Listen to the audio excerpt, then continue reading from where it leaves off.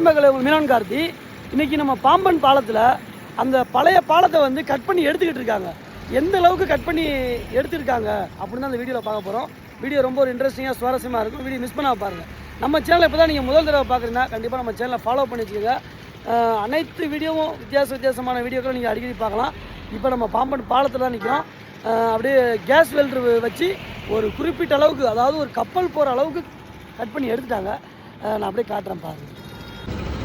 இப்போ நீங்கள் பார்க்குறீங்கல்ல, இதுதான் வந்து அந்த பழைய பாலம். அந்த பழைய பாலத்தை பாருங்கள், அந்த ஒத்த சைடு உள்ளது அப்படியே இருக்குது பாருங்கள். தெரியுதா? இன்னும் ஒத்த சைடு உள்ளதை வந்து அவங்க கட் பண்ணி எடுக்கலை.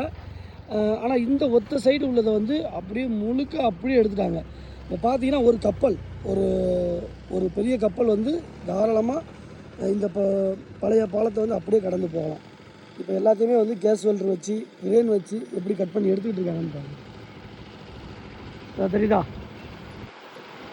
இந்த கிரேன் வச்சு தான் அவங்க மேலே அந்த ஆளுக்கு நிற்கிறாங்கல்ல, ஜூம் பண்ணி காட்டுறாங்க.